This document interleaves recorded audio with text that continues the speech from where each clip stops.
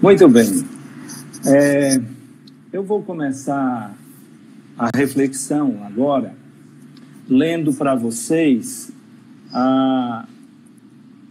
uma informação que ontem a gente viu em um dos telejornais e hoje a gente pegou na internet.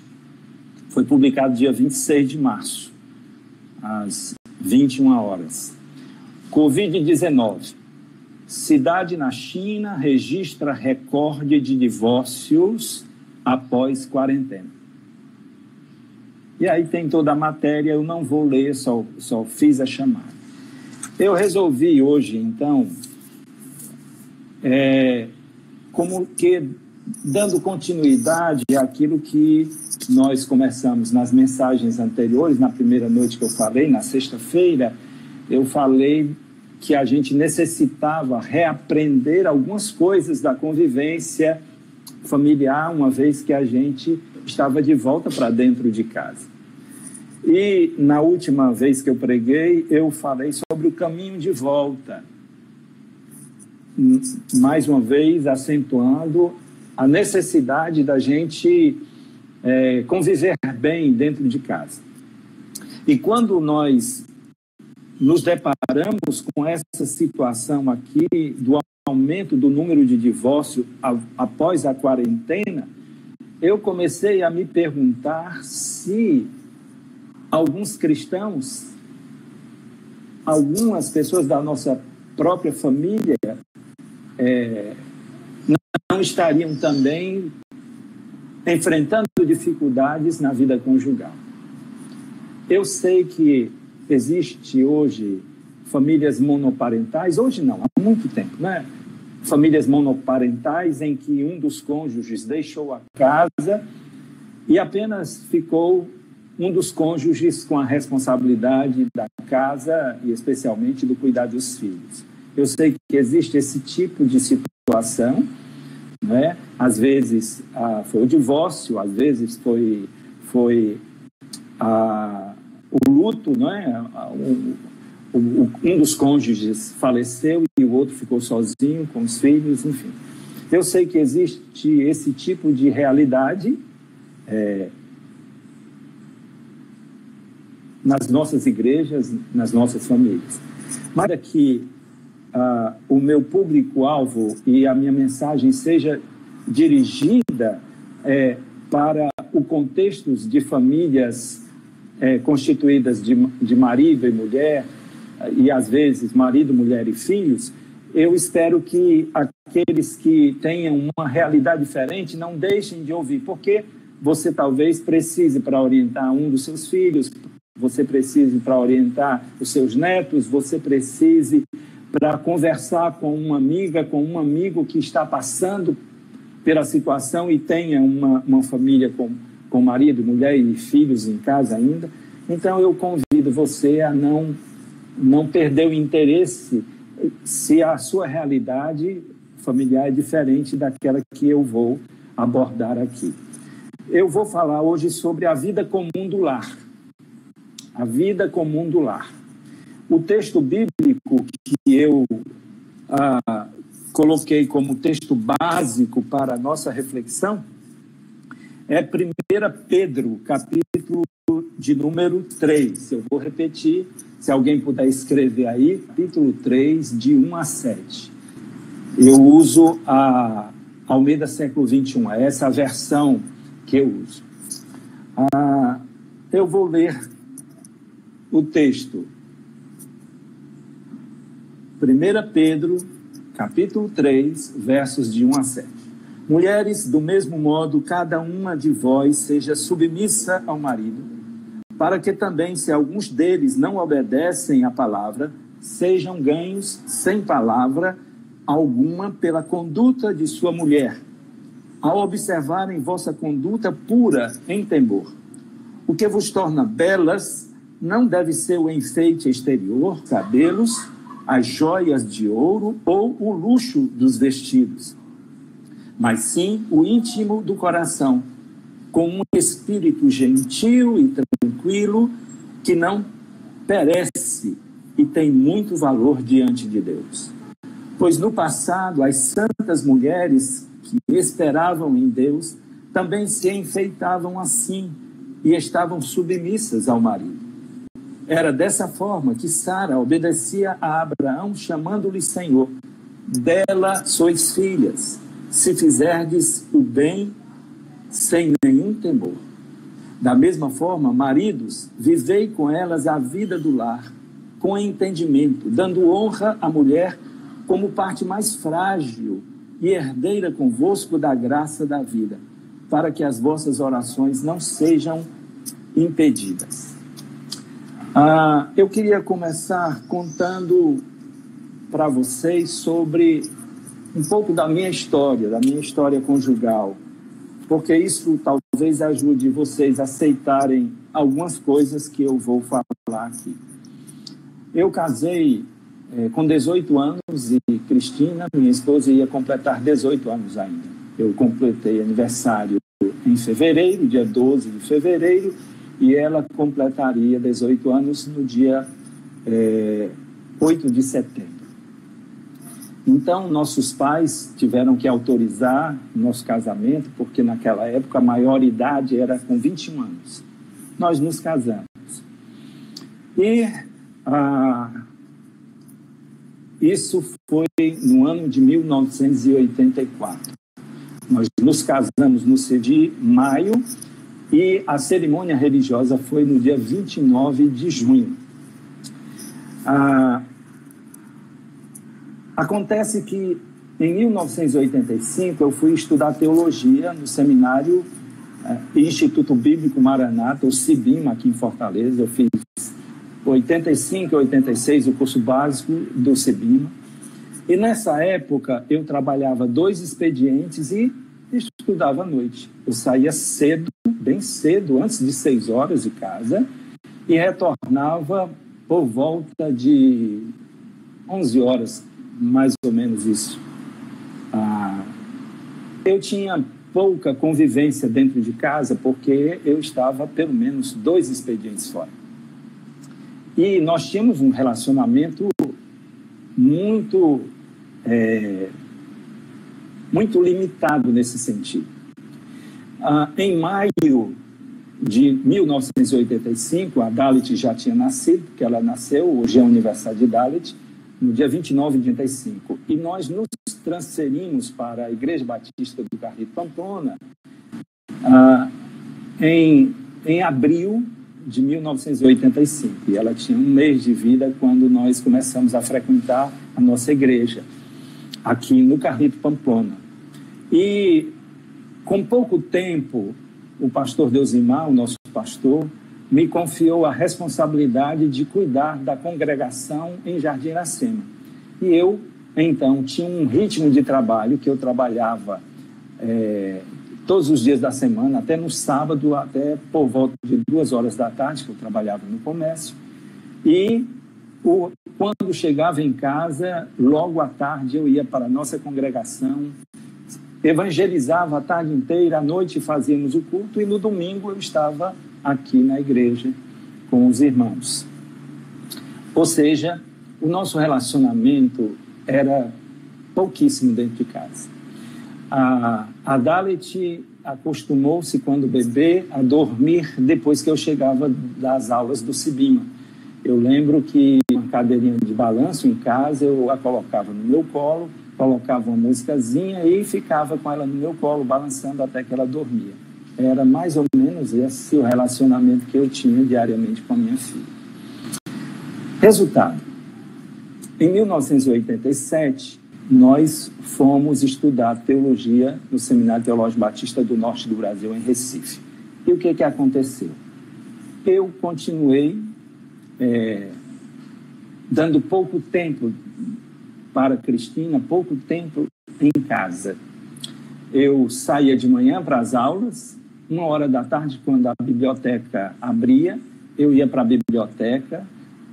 Finalzinho da tarde eu ia brincar de bola, jogar bola na quadra com os colegas. À tarde eu terminava isso, eu ia para casa, comia alguma coisa e voltava para a biblioteca, porque eu queria honrar tanto a igreja, minha mantenedora, quanto os irmãos que me ajudavam a me manter no seminário. Só que a Cristina percebeu uma coisa. Ela percebeu que eu era uma pessoa pouco presente na vida dela e tinha pouca afetividade. Isso gerou um conflito. Eu tive que enfrentar uma dificuldade séria, porque eu não estava sabendo me relacionar adequadamente com a minha esposa. Então, nós nos casamos em 84, 3 anos depois, em 87, já no seminário teológico, nós começamos a enfrentar dificuldades porque eu não sabia me comportar com ela dentro de casa. Mais ou menos essa situação que hoje muitas famílias, muitos casais estão vivendo. Todos acostumados a um ritmo frenético fora de casa e volta todo mundo para dentro de casa. Razão pela qual essa matéria aqui, Covid-19, cidade na China registra recorde de divórcios após quarentena. O que fiz eu diante da minha dificuldade? Primeiro, eu tive que aceitar que a dificuldade estava em mim. Eu é que estava tendo dificuldade no meu relacionamento com minha esposa. Eu era pouco afetivo com ela, pouco afetivo. Eu não tinha dificuldade em ajudá-la nos trabalhos domésticos, porque eu fui o último filho a casar, fiquei com minha mãe dentro de casa e eu assumir várias tarefas de casa para ajudar minha mãe. Então, eu não tinha dificuldade, lavar louça, varrer casa, esse tipo de coisa. Embora, com a Cristina também presente dentro de casa, pouco dessas tarefas era necessário, porque só eu e ela praticamente. Ela me liberava para estudar, mas o nosso maior problema era a minha falta de afetividade com ela. Eu procurei uma querida professora do nosso seminário, a professora Betânia, que era psicóloga, e não querendo ela me atender, porque era minha professora, ela me encaminhou para uma colega dela, na Igreja Batista da Capunga, em Recife, e essa moça gentilmente me atendeu, bondosamente me atendeu, sem que eu tivesse que pagar pelo seu trabalho. E ela me ajudou muito a identificar as minhas limitações, as minhas dificuldades no relacionamento com a minha esposa, a falta de afetividade. E, resumindo, o que eu aprendi com essa terapia, com essa psicoterapia, foi que o meu relacionamento com a minha mãe não teve quase nenhuma afetividade.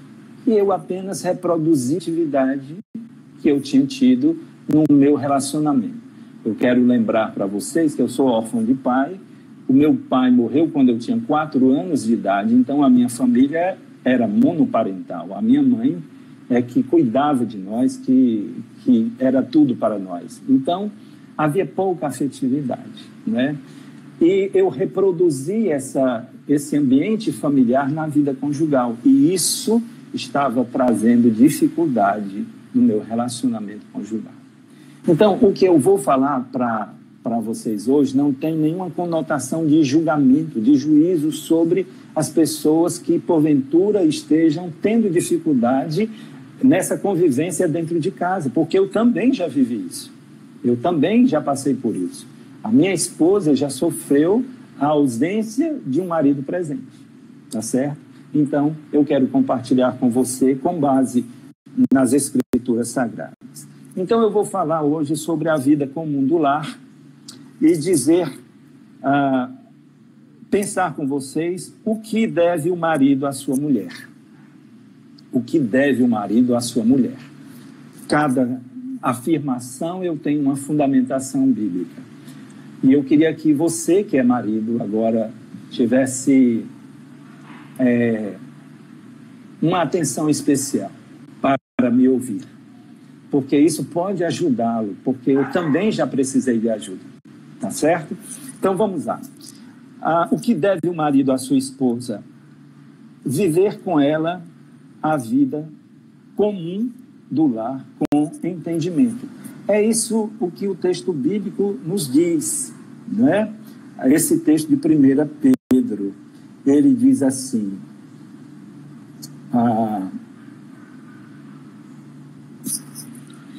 só um instantezinho que eu vou aqui viver com ela a vida comum do lar. Deixe-me ver, só um instante. É ao vivo, gente. Qualquer coisa a gente cria aqui uma certa pausa. Eu tenho vários textos aqui.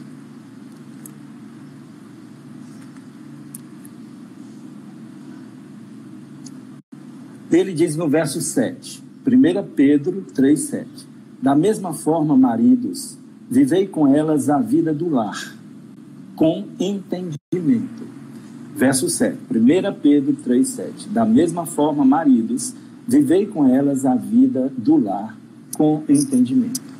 Eu queria raciocinar, entender com vocês sobre essa vida comum do lar. O que é essa vida comum do lar?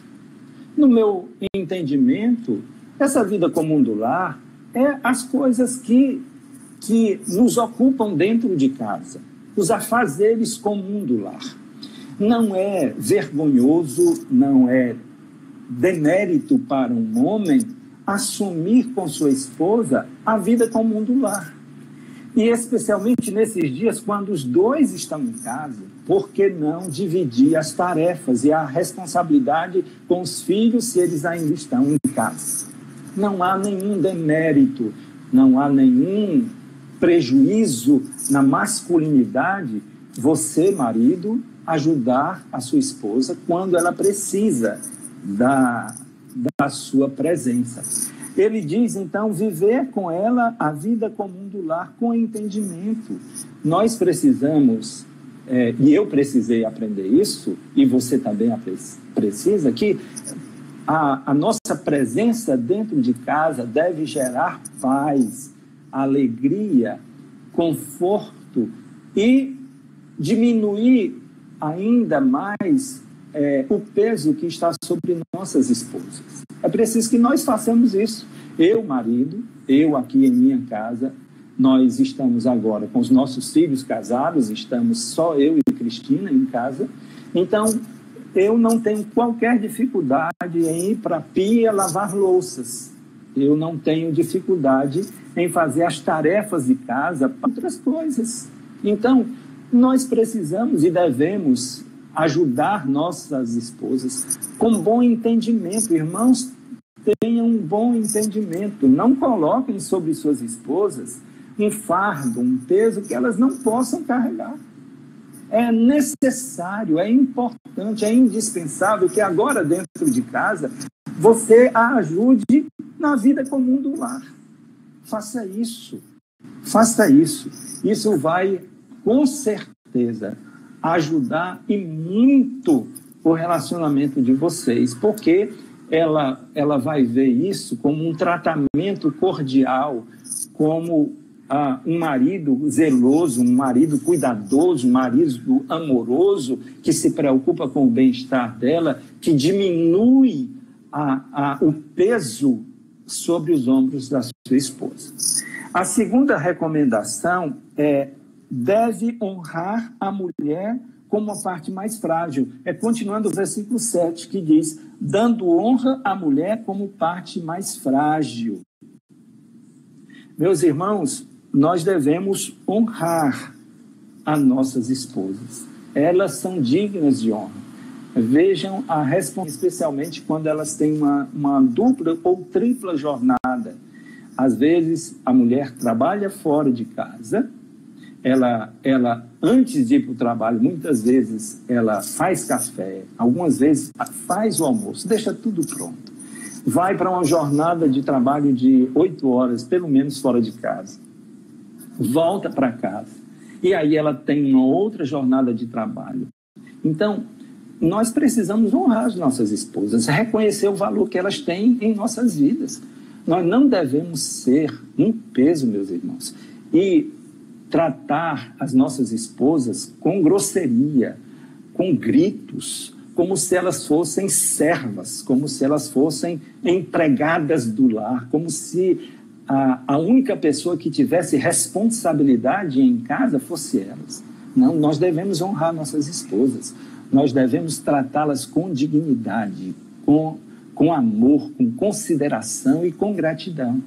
Então, aprenda a agradecer para ela, aprenda a agradecer as gentilezas que ela lhe faz, aprenda a agradecer o fato dela cuidar da casa, o fato dela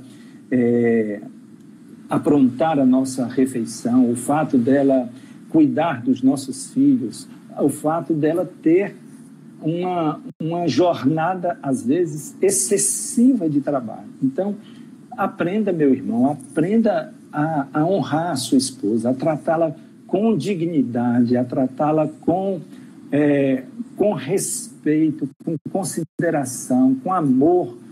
E você só vai ganhar com isso. Você não vai perder nada em dizer obrigado, em dizer, olha, a comida está gostosa, obrigado por cuidar da minha roupa, obrigado por cuidar da nossa casa, obrigado por cuidar dos nossos filhos. Honre a sua esposa, especialmente diante das outras pessoas. Nunca faça piadas que tragam descrédito à sua esposa. Nunca brinquem com diminuindo o valor que ela tem. Não façam isso. Isso é uma coisa inaceitável. Não se deve fazer isso por motivo algum, de você desvalorizar diante de seus familiares, diante dos amigos comuns, diante de irmãos da igreja. A pessoa não deve fazer, porque a Bíblia ensina que nós devemos honrá-la como a parte mais frágil. A fragilidade da mulher, meus irmãos, é porque ela lida com emoções que nós não lidamos. A mulher tem o período pré-menstrual da mulher, é um período onde as suas emoções vão a pico. Então, ela tem situações emocionais que nós nem imaginamos como seria passar por aquilo. Então, a fragilidade da mulher é porque as emoções dela, elas vivem a 1000 por hora. E a gente deve cuidar dela, sabendo que qualquer palavra grosseira, qualquer tom elevado, vai ferir, vai magoar. Então, honre a sua esposa. Honre a sua esposa. O outro dever do marido é amar a mulher, a sua esposa, como a si mesmo.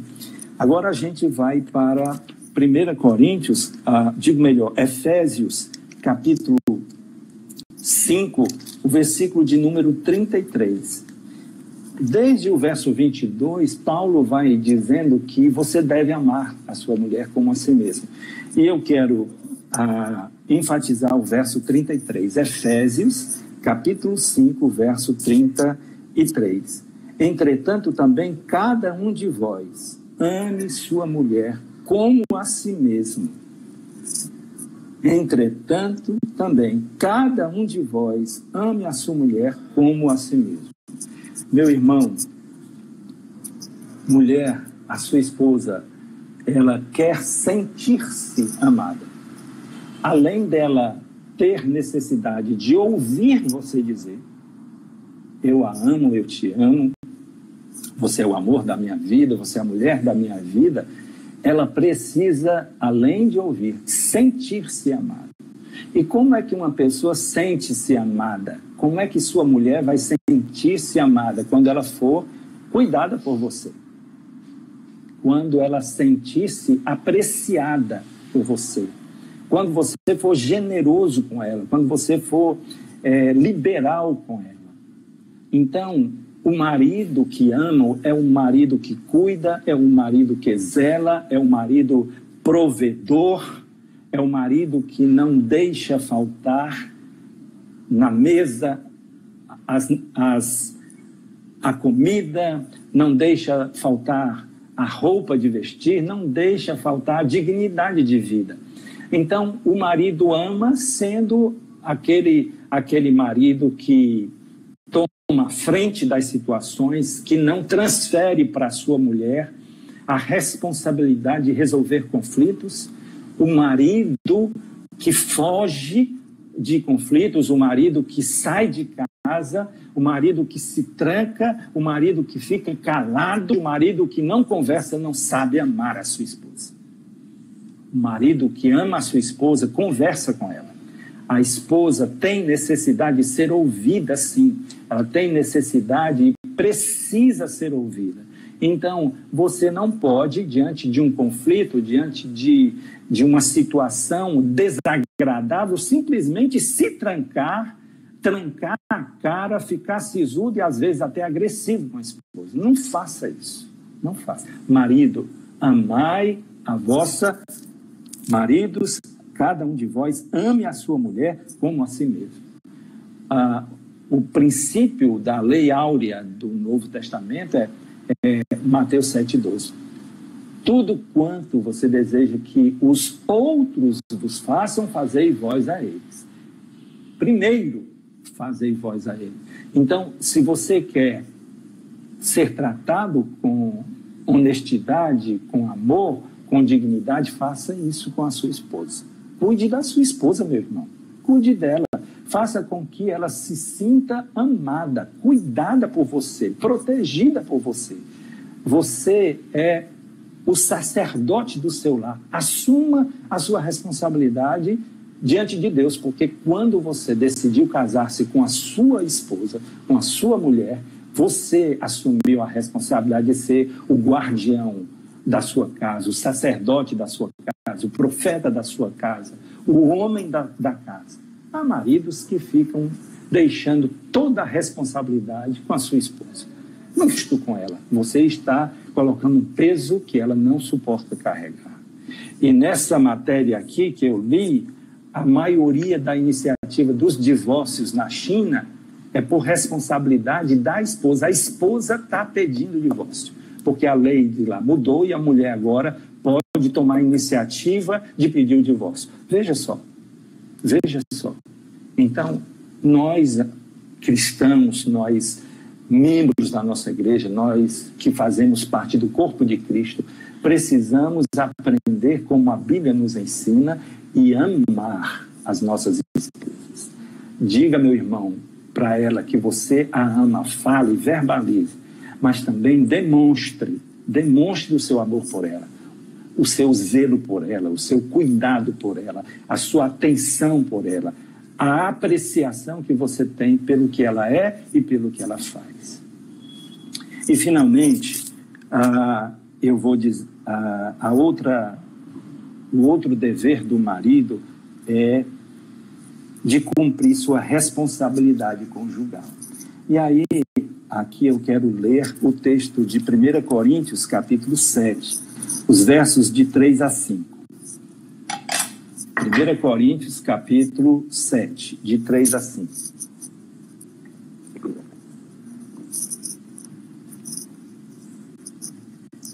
Que diz assim: o marido cumpra a sua responsabilidade conjugal para com sua mulher. E do mesmo modo a mulher para com o marido. A mulher não tem autoridade sobre o seu próprio corpo, mas sim o marido. Também, da mesma forma, o marido não tem autoridade sobre o próprio corpo, mas sim a mulher. Não vos negueis um ao outro, a não ser de comum acordo por algum tempo, a fim de vos consagrardes à oração. Depois uni-vos de novo, para que Satanás não vos tente por causa da vossa falta de controle. Meus irmãos, o que a Bíblia ensina é que nós temos responsabilidade conjugal. E dentre as responsabilidades conjugais que nos são inerentes está a nossa sexualidade. O marido precisa estar presente na vida e na satisfação sexual da sua mulher.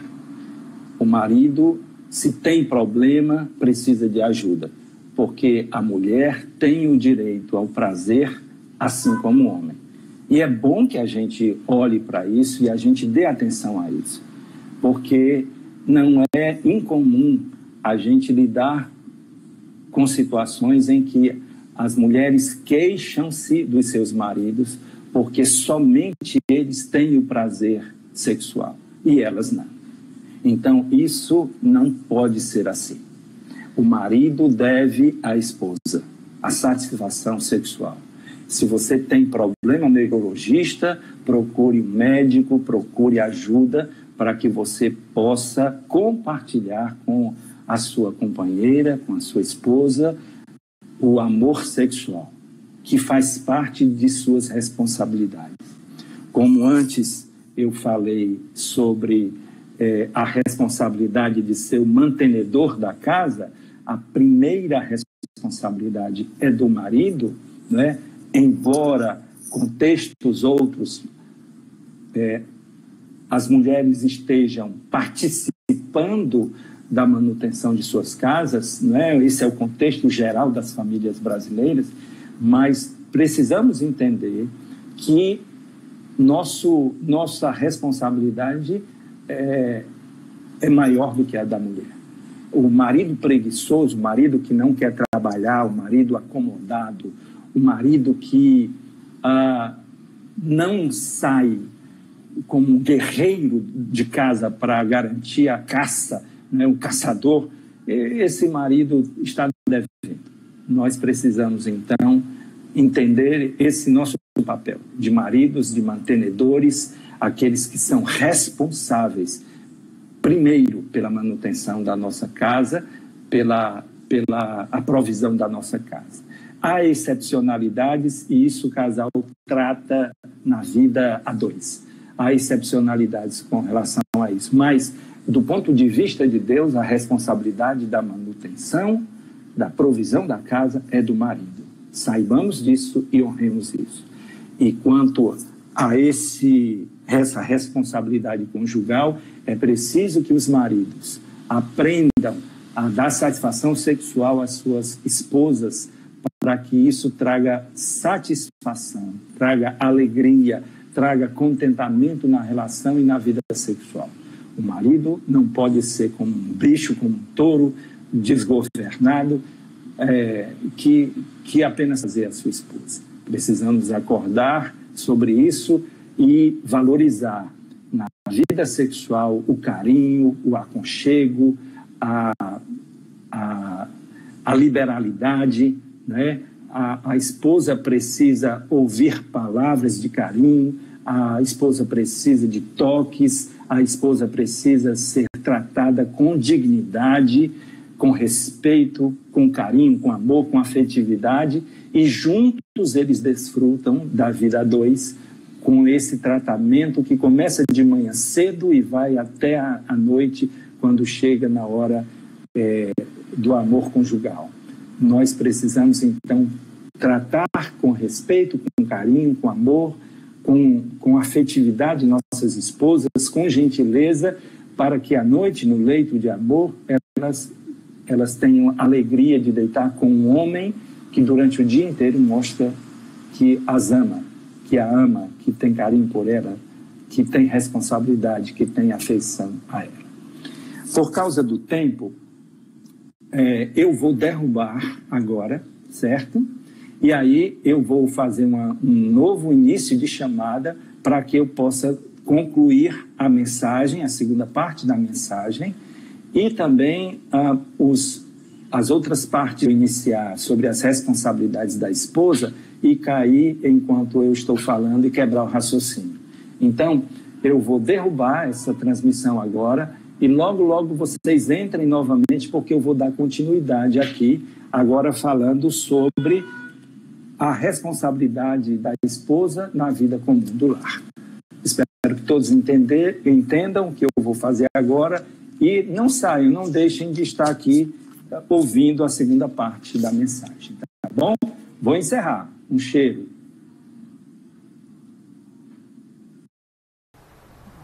Eu vou começar então a segunda parte da mensagem, lembrando que o tema que eu estou trabalhando é a vida comum do lar. Agora, o que deve a esposa ao marido? O que deve a esposa ao marido? Atenção, as esposas. E, como eu disse anteriormente, ainda que você seja de uma família monoparental, não deixe de ouvir, porque isso pode ajudar você a orientar um filho, a orientar uma neta, a orientar um neto, a dar conselhos aos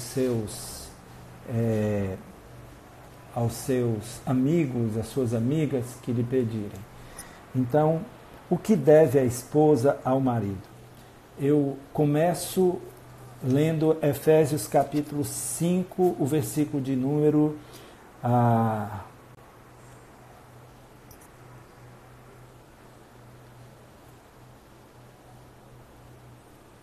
33. Eu vou ler antes o versículo 22, que diz assim: mulheres, cada uma de vós seja submissa ao marido, assim como ao Senhor. Então, primeiro dever da mulher para com seu marido é a submissão. E o que é submissão? Submissão não é subserviência.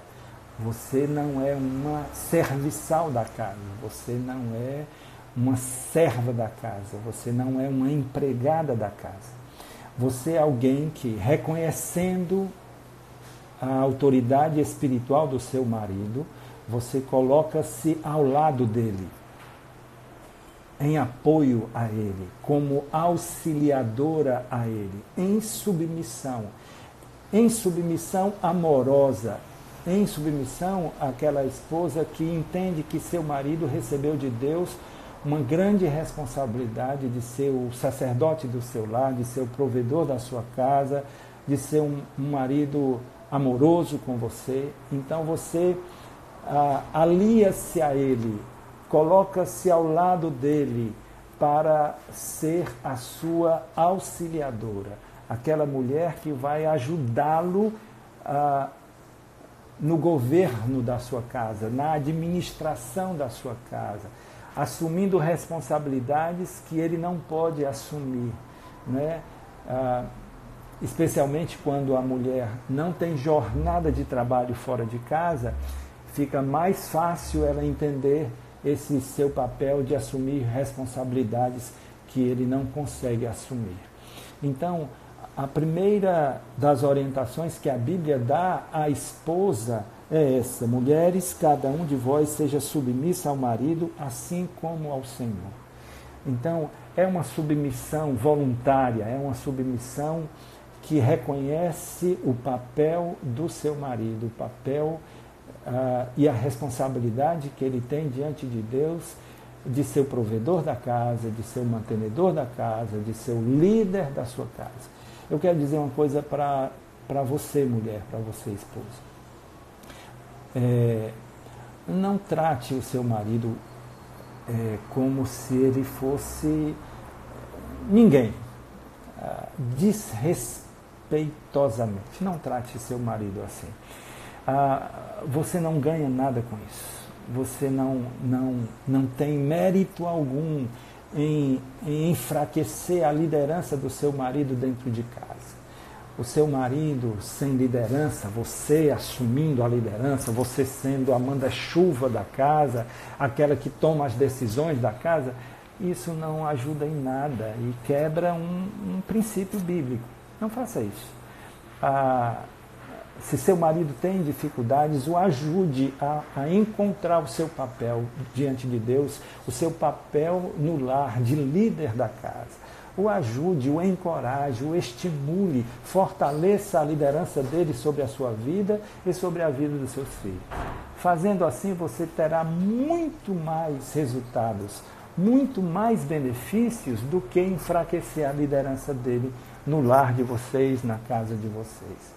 Então, ajude seu marido, o anime, fortaleça a sua liderança, coloque em humilde missão, em submissão, em humilde missão, colocar-se em apoio ao lado dele, não é? Colocar-se para que nos momentos de luta que ele passa, ele tenha alguém que dá apoio, dá sustentação. Faça isso e você será aquela mulher sábia que edifica a sua própria casa. A segunda responsabilidade da esposa, o dever da esposa para com o marido, é respeitar o marido. Efésios 5:33. A primeira parte diz: entretanto, também cada um de vós ame sua mulher como a si mesmo. E aí conclui, e a mulher respeite o marido. Deixa eu dizer uma coisa bem clara para você, mulher.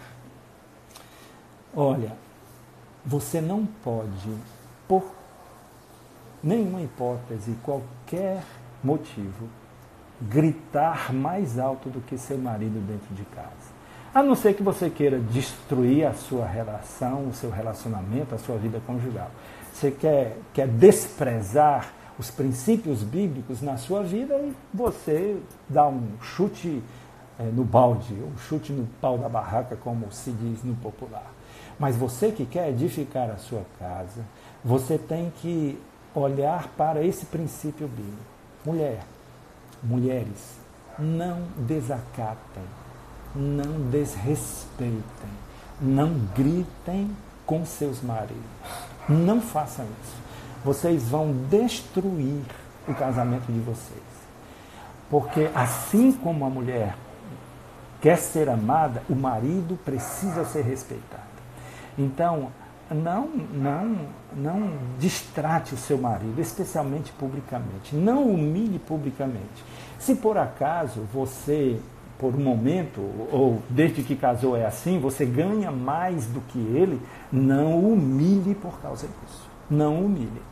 Você aceitou casar-se sabendo como eram as finanças de vocês. Então agora não use disso para desrespeitá-lo, para humilhá-lo, para deixá-lo constrangido. Não constranja o seu marido em nenhuma hipótese, nem particularmente, nem na vida de vocês dois, e muito menos na vida diante de terceiros.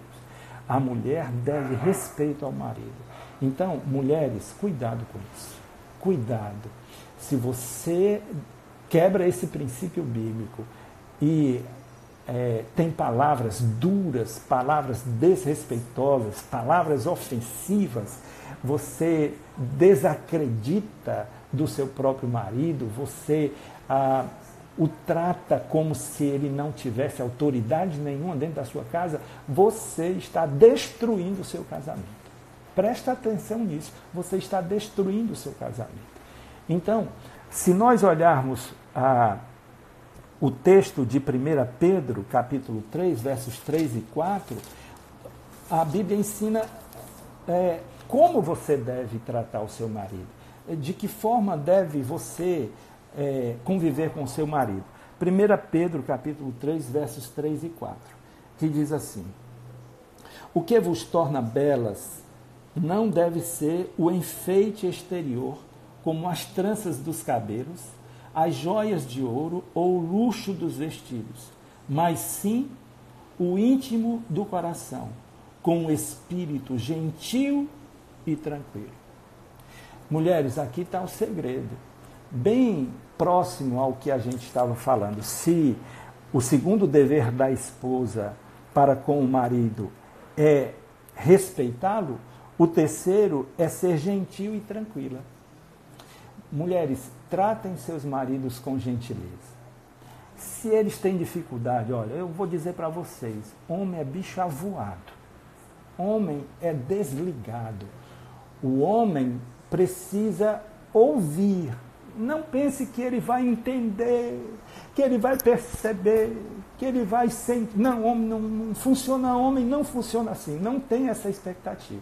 Se você quer que seu marido faça determinada coisa, chegue para ele, olhe nos olhos dele. Se ele estiver na televisão, desliga a televisão. Meu filho, espere aí um instantezinho. Ou então você aguarda terminar o programa de TV para conversar com ele.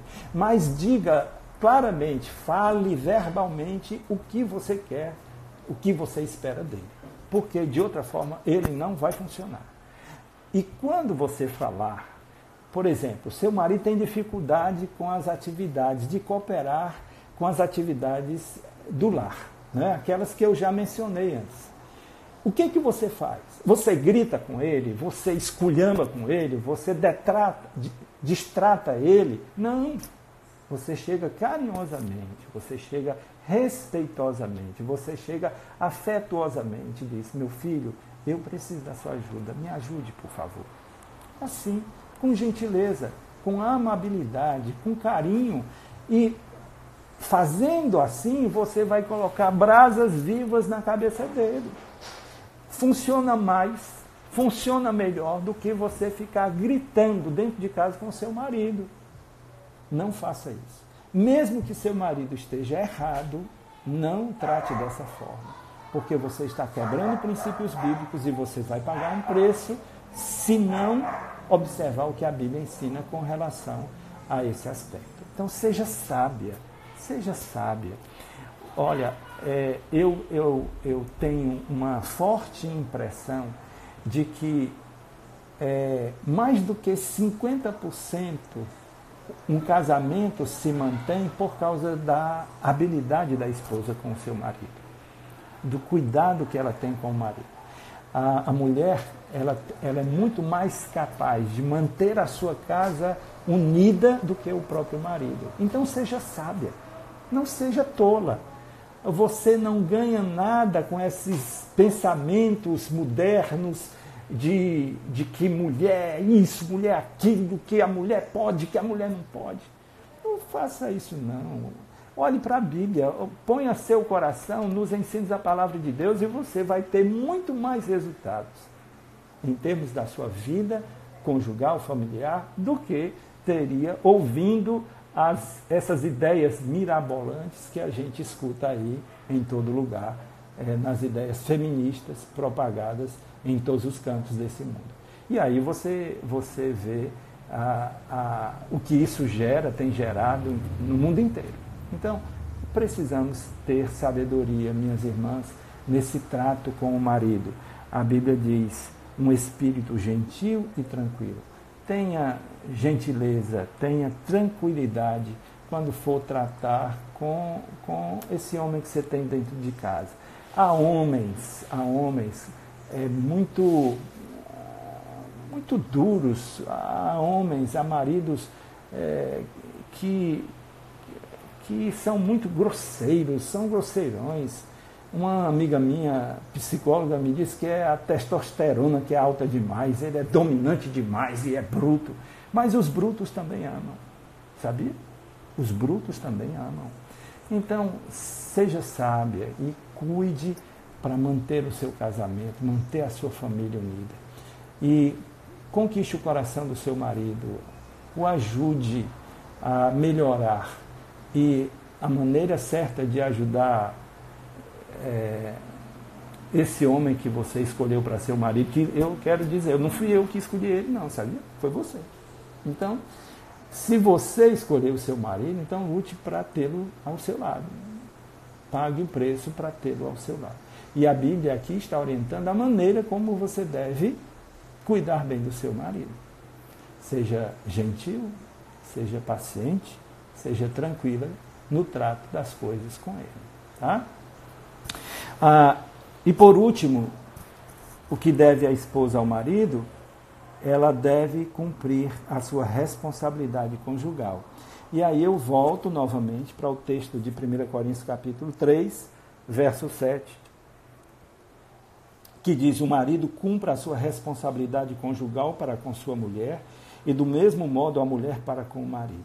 Do mesmo modo a mulher para com o marido. A mulher não tem autoridade sobre o próprio corpo, mas sim o marido. Também da mesma forma, o marido não tem autoridade sobre o próprio corpo, mas sim a mulher. Não vos negueis um ao outro, a não ser de comum acordo por algum tempo, a fim de vos consagrardes à oração. Depois, uni-vos de novo, para que Satanás não vos tente por causa da vossa falta de controle. Meus irmãos, minhas irmãs, mais uma vez a gente volta à questão da sexualidade. Os homens, me parece, a impressão que eu tenho é que tem uma testosterona sempre alta. Parece que não importa a idade que tenha, a testosterona é sempre alta e o apetite sexual é grande. E o que eu vejo em muitos conflitos no âmbito da vida conjugal, esses conflitos estão relacionados à questão da sexualidade saudável ou não saudável. E aí a Bíblia, com muita sabedoria, ela fala sobre essa responsabilidade conjugal. A vida sexual é uma porta que deve ser mantida aberta, minhas irmãs. A sexualidade para um homem tem um preço, tem um valor enorme. Tem um valor enorme. Você que quer manter o seu casamento, quer manter a alegria da vida conjugal, não fique por qualquer motivo criando dificuldade na sexualidade de vocês. Quando você, por pirraça, dorme de calças compridas, como se diz no popular, você está criando uma barreira, uma dificuldade, um descontentamento desnecessário. Eu já falei para o marido que ele deve lhe tratar com amor, com carinho, com gentileza. Não é? É assim que deve ser. E a mulher deve aceitar o amor, o carinho e a gentileza do seu marido e transformar isso numa sexualidade saudável. Se você tem algum problema físico ou emocional, procure ajuda, vá a um especialista, vá com ele para ele entender o que está se passando. Né? E digamos que você entre na menopausa, os seus hormônios femininos diminuem, a sua libido diminui, leve seu marido com você para a consulta médica, para ele ouvir o que o especialista vai orientar, quais as saídas que tem, quais são os recursos que existem para assisti-los com relação a uma vida sexual saudável. Saiba ser sábia também nesta área. Não entregue o seu marido ao mundo. Não o deixe suscetível, não o deixe vulnerável na área da sexualidade, porque você pode ter muita dificuldade se ele encontrar o caminho fora de casa. Aí a coisa vai piorar. Aí o relacionamento de vocês vai declinar e poderá acabar por conta dessa falta de entendimento, por causa dessa falta de sabedoria em dar a importância e o valor que tem na vida conjugal a sexualidade para o homem. Eu sou homem, eu sei como é que isso funciona e posso lhe dizer o quanto a sexualidade importa para o homem. Então, se você, minha irmã, tem alguma dificuldade física ou emocional, procure ajuda, procure um especialista, procure orientação para saber quais os recursos que a medicina, a psicologia e outras formas de ajuda que você pode receber. Mas não torne a vida sexual de vocês um infortúnio, porque você pode criar um problema para o seu marido, que ele é um homem honrado, ele é um homem honesto, ele quer viver a vida comum do lar, ele quer a sua responsabilidade conjugal, ele quer tudo, mas ele também quer ter vida sexual saudável, uma vida sexual ativa, porque isso faz bem para o casal. Conforme lemos na Bíblia, a gente só deve deixar de cumprir essa responsabilidade de comum acordo e por pouco tempo, para que o diabo não vos tente. Então, sejamos sábios nesse trato, para que a gente evite maiores prejuízos. Então, queridos e queridas, eu queria encerrar aqui, e não dá para falar tudo sobre casamento e família numa só mensagem. Foi isso que eu preparei para pensarmos juntos hoje, sobre essas responsabilidades do marido para com a mulher. Eu vou apenas repeti-las. O que deve o marido à sua mulher? Viver com ela a vida comum do lar, com entendimento. Deve honrar a mulher como parte mais frágil. Deve amar a mulher como a si mesmo. E deve cumprir sua responsabilidade conjugal. O que deve a esposa ao marido? Submissão, respeito ao marido, um espírito gentil e tranquilo e deve cumprir a sua responsabilidade conjugal. Então, se nós, cada um de nós, fizermos a nossa parte, a nossa vida familiar, a nossa vida conjugal, o nosso relacionamento conjugal vai se aprimorando, vai se aperfeiçoando, vai melhorando. E se vocês dois não conseguem sozinhos resolver esses conflitos, as dificuldades que aparecem, peçam ajuda. Peçam ajuda dos seus pastores, peçam ajuda dos seus líderes, peçam ajuda de pessoas que, de fato, têm maturidade emocional e espiritual para dar um bom conselho, uma boa orientação. E, se necessário, um médico, um especialista, um psicólogo, procure também, porque eles vão ajudar você a sair de alguma dificuldade que vocês sozinhos não estão sabendo como resolver.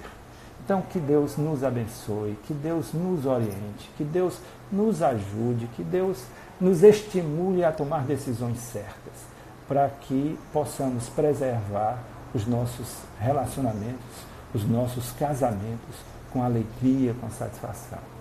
E, uma vez que nós temos uma vida comum do lar, que possamos deixá-la a mais favorável para todos esses envolvidos dentro de casa, desde o marido e a esposa e os filhos que porventura estejam ainda com eles.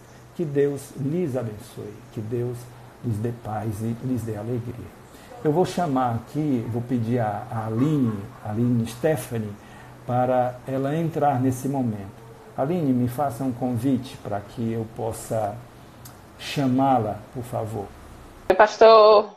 Seja bem-vindo. Boa noite, gente. Obrigada. Aí, complementando aí sua mensagem, tem um livro, né, que fala exatamente sobre a sexualidade do casal, que o nome é Ato Conjugal, o Ato Conjugal. É um livro maravilhoso. Eu não estou com ele aqui agora porque eu tive que emprestar para uma amiga, né? Mas ele fala do que você falou da testosterona, inclusive fala de que se a gente quer que o homem se dê bem também no trabalho, a gente precisa fazer sexo com ele. Eu não vou explicar os motivos, mas lá no livro, quem lê vai ver que tem motivos fisiológicos, né? Explicando isso, né? Cientificamente, tá, gente? Não é da cabeça do autor, não, tá bom? Então, pastor, foi muito boa a mensagem. Você tá vendo aí que todo mundo, né, tava precisando ouvir essa palavra aí, né? Pelo feedback. A gente tá colocando aqui, isso, ato conjugal.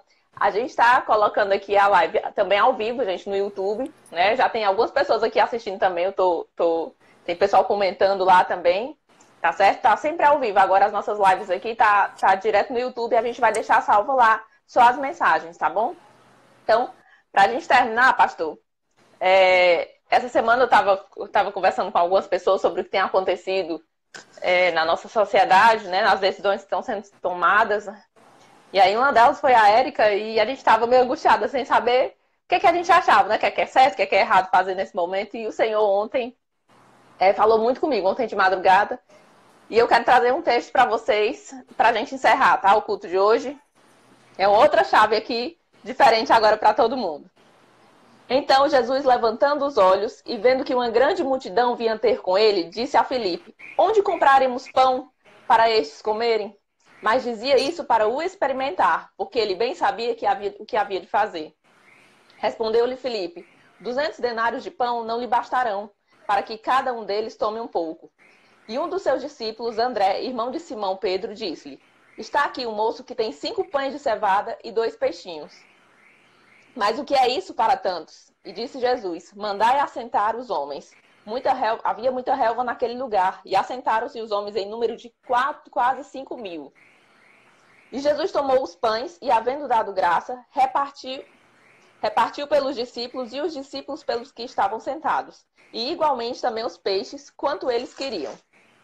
E quando estavam saciados, disse aos de seus discípulos: recolhei os pedaços que sobejaram, para que nada se perca. Recolheram-nos, pois se encheram 12 cestos de pedaços dos 5 pães de cevada que sobejaram aos que haviam comido.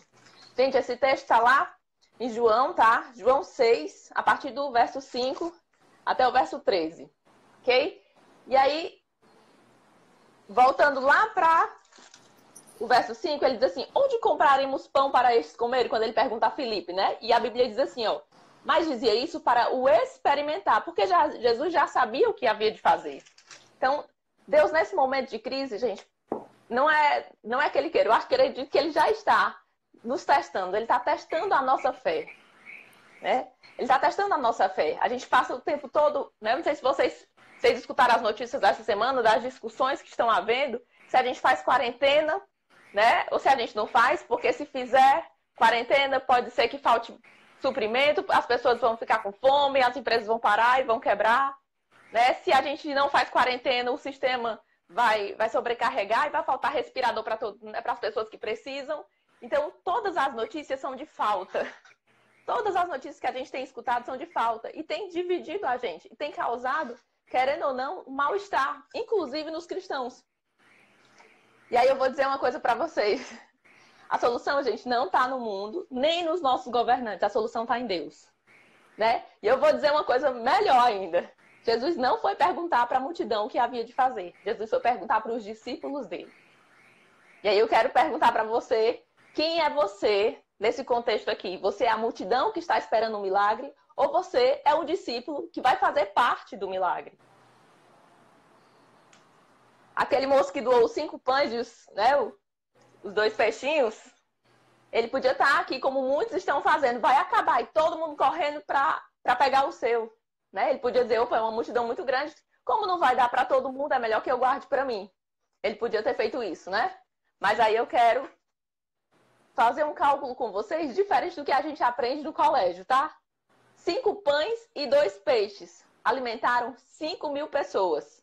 Sobrou 12 cestos de pedaços de pães que sobejaram. Ou seja, sobejaram. Gente, além de não faltar, sobrou ao ponto das pessoas ficarem tão cheias que elas sobejaram. Então, o cálculo que a gente aprende não é o mesmo cálculo que Deus faz. Nosso cálculo não é o cálculo de Deus, né? O mundo calcula de um jeito, mas o cálculo de Deus é muito diferente do nosso. Então, Deus quer fazer milagres, né, nesse tempo de crise, mas Ele quer ver a nossa fé. Ele quer ver a nossa fé. Então, nós somos a luz do mundo. Nós somos parte do milagre. Né? Então, se você olha para o que está acontecendo hoje, né, e começa a se angustiar pela falta, né, e não vê o que Deus tem colocado na sua mão, pode ser só 5 pães e 2 peixes, mas o Senhor, na mão do servo dele, multiplica. Né? Mas Ele quer ver obediência. Ele quer ver obediência. Né? A gente quer ver milagres acontecerem, mas a gente precisa ser obediente no pouco. Nós precisamos ser obedientes no pouco. Para a gente ver coisas grandes, o Senhor quer ver no pouco. Para a gente ver o mar se abrir, a gente precisa encostar lá o cajado. Para a gente ser curado, a gente precisa mergulhar só 5 vezes lá no Rio Jordão. E ponto. Né? Não são coisas grandes que a gente faz. É Deus quem faz a coisa grande. A gente só faz obedecer. Tá? Então, assim, que eu quero deixar aqui para vocês. O primeiro passo que a gente dá de fé hoje, nesse momento onde a gente está com essa crise de falta, gente, é só obediente nos nossos dízimos, nas nossas ofertas. E eu vou dizer uma coisa para vocês. Nós temos pessoas hoje eu conversei com a Vinha, nós temos pessoas na nossa igreja que estão inscritas, precisando, né, de cestas básicas. A nossa igreja não deixou faltar. Inclusive, viu, pastor? Inclusive, a Vinha disse que dessa vez a gente antecipou todas as cestas. Né? A gente não esperou o final do mês, porque a gente sabe que tem pessoas que estão sem trabalhar, que estão precisando. E nós, gente, nós somos o milagre. Entendeu? Nós não estamos esperando, nós vamos ser o milagre na vida das pessoas. Amém? Então, vou deixar. Lembrem disso. Quando a angústia vier, o medo vier por cima de vocês, lembre dos 5 pães e 2 peixes. Olhe para sua casa, olhe para sua família, assim, Deus vai multiplicar em tudo aqui. Eu só preciso crer e obedecer. Eu só preciso crer e obedecer. Amém? Então, vamos ajudar, vamos ser parte do milagre que o Senhor vai multiplicar de uma maneira que vai sobrar. Então, quando você ouvir o mundo desesperado, a gente vai trazer a solução. Faltou respirador, gente. O Senhor, Ele dá vida. Foi Ele quem soprou, né? E os corpos se encheram, né, de vida. Né? Os ossos no vale dos ossos secos se encheram de vida. Então, nós somos parte desse milagre. Lembrem disso, né? Que o Senhor venha trazer isso na memória de cada um de vocês, todos os dias, quando nosso coração começar a se angustiar. Que a gente não olhe por vistas, mas olhe por fé. Nós não nos guiamos por vista, nós nos guiamos pela visão que o Senhor nos deu. Amém? Nós não vamos deixar faltar para as pessoas da nossa igreja. Nós somos comunidades. Nós vamos voltar, nem que seja lá para Atos, né? Onde as pessoas dividiam, mas nós vamos estar juntos. Amém? Amém. Eu quero, Beijo, eu quero, diga. tá, um cheiro. Eu quero dizer aqui que eu recebi uma informação que a Lorena se reconciliou hoje. Glória a Deus por isso. Glória a Deus por isso. E eu quero dar as boas-vindas a todas as pessoas que participaram do nosso culto, aquelas que ainda não são da nossa igreja, que participaram desse tempo aqui. Eu quero agradecer a preciosa presença de vocês nesse momento e estou muito alegre, muito feliz pela reconciliação da Lorena hoje. Que Deus a abençoe ricamente, graciosamente. Querido Deus e Pai, obrigado, Senhor, por esse tempo que passamos juntos aqui na Tua presença. Senhor, muito obrigado por Tua palavra, que ela é tão viva, e eu sei que ela é eficaz, ela produz resultados maravilhosos quando nós nos submetemos ao Senhor, o Espírito que abre nossos olhos e nos dá entendimento e clareza quando nos apropriamos das promessas e verdades da Tua palavra. Abençoa cada um que deste momento participou, abençoa aqueles que nas outras mídias terão acesso à nossa reflexão, que o Senhor abra seus olhos, seu entendimento e seus corações para colocarem em prática tudo aquilo que o Senhor nos ensinou. Nos abençoa, nos enche de paz e alegria e de contentamento. Seja também, Senhor, nosso provedor. Que o Senhor nos dê os recursos para continuarmos mantendo a Tua igreja funcionando e recursos para que nós possamos abençoar as famílias carentes que precisam da nossa ajuda. Nos abençoa. Que o amor de Deus, o nosso Pai, a graça do Seu Filho Jesus Cristo, a comunhão e a consolação do Seu Santo Espírito, seja com todo o Seu povo, hoje e para sempre. Amém. Que Deus lhes abençoe. Foi um grande prazer ter todos vocês aqui conosco. Que Deus lhes abençoe. Amém.